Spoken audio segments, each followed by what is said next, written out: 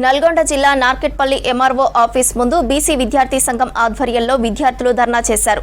Pending లో ఉన్న 7,500 కోట్ల విద్యార్థుల స్కాలర్షిప్ ఫీజు రియంబర్స్మెంట్ ని వెంటనే విడుదల చేయాలని, అలాగే నార్కెట్పల్లిలో ఇంటర్ కాలేజీకి స్థలం కేటాయించి భవనాన్ని నిర్మించాలని డిమాండ్ చేశారు. సమస్యలపై తహసీల్దార్ కి వినతి పత్రం అందజేశారు.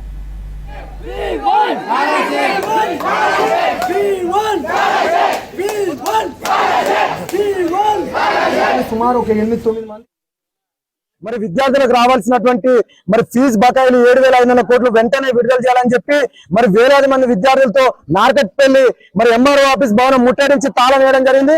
ఇలా ఈ ప్రభుత్వానికి ఏ మాత్రం చిత్తశుద్ధినా వెంటనే విద్యాశాఖ మంత్రి నియమించి విద్యార్థి సమస్యలపైన ఒక నిపుణుల కమిటీని వేసి వెంటనే విద్యార్థి సమస్యలను పరిష్కరించాలని లేని ఏదైనా పెద్ద ఎత్తున మరి ఆర్ కిషన్ ఆధ్వర్యంలో రాష్ట్ర రోగులు ధర్నాలు చేసి అగ్నిగుండం చేసిన రాష్ట్రాన్ని హెచ్చరిస్తున్నాం. ఇలా యజమాని అప్పులు తెచ్చి నడిపించి మరి గతంలోనే యజమాన్యాలన్నీ కాలేజీలు బంధించి మేము నడపలేము, మాకు ఫీజులు వస్తలే అని చెప్తే ఆర్ కృష్ణనే మరి యజమాన్యాలతో మాట్లాడి బట్టి విక్రమార్క హామీ ఇచ్చిన వెంటనే మరి మళ్ళా కాలేజీలు పెరిపి విద్యార్థులకు పాఠాలు చెప్తున్నారు.